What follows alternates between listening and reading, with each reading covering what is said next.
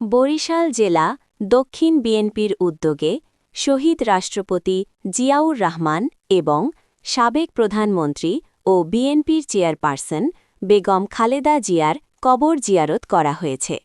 ১৪ জানুয়ারি ২০২৬ সকালে রাজধানীর শেরেবাংলা নগরে অবস্থিত জিয়া উদ্যান প্রাঙ্গণে এই কবর জিয়ারত অনুষ্ঠিত হয়। এ সময় মরহুমদের রুহের মাগফিরাত কামনায় মহান আল্লাহ তাআলার দরবারে বিশেষ দোয়া ও মোনাজাত করা হয়। কবর জিয়ারতকালে উপস্থিত ছিলেন বরিশাল সদর উপজেলা মৎস্যজীবী দলের সভাপতি মোহাম্মদ খোকন হাওলাদার।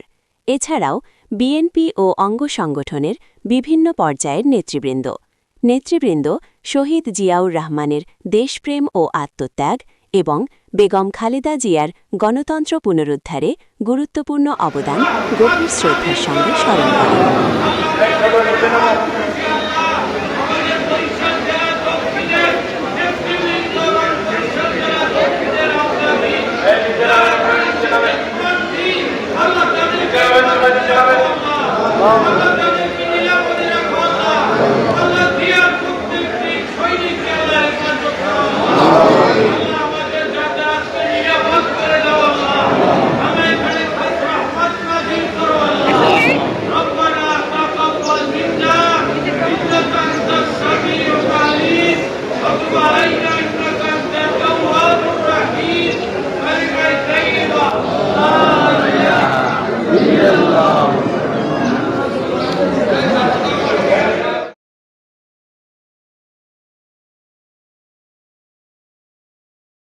ITV বাংলা।